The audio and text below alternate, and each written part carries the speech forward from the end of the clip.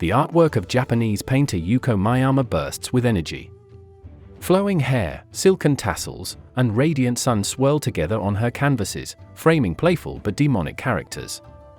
Her work connects with a deep history of Asian culture, tugging at historic threads as everything changed along its journey throughout the region over centuries and millennia.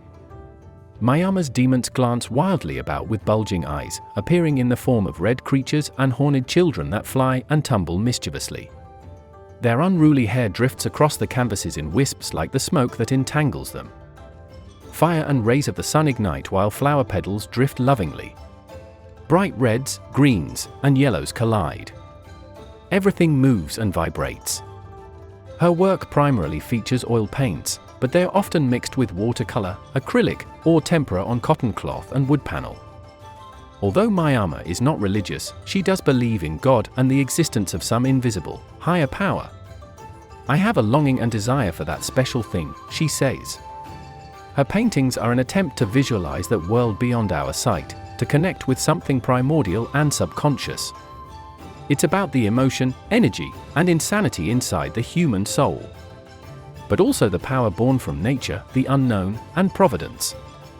This is the stuff at the root of Asian faith and culture, the root of Japanese thought.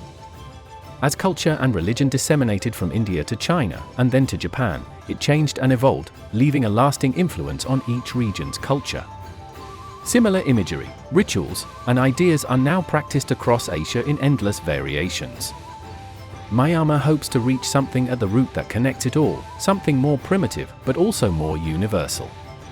She's equally inspired by Tibetan, Hindu, Indian, Chinese, and Japanese cultures. "I want to connect with what's at the center of this all and create something new," she says.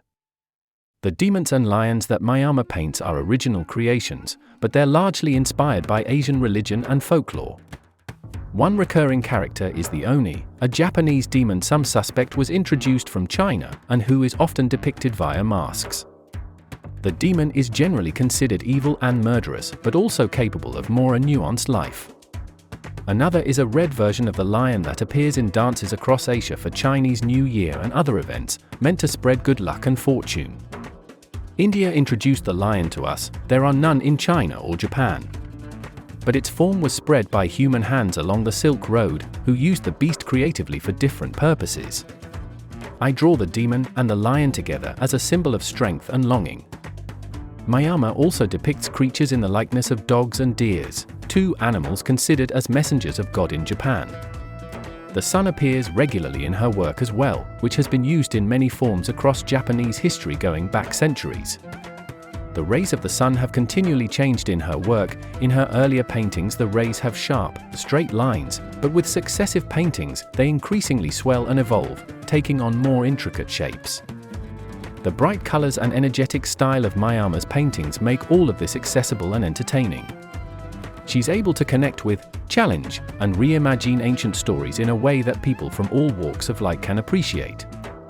It's vague enough that viewers don't need to agree with or understand any of it to enjoy it, but the foundations she touches on are also impossible not to notice. On a surface level it's interesting, but the deeper one goes, the more they're rewarded. There's levels to it.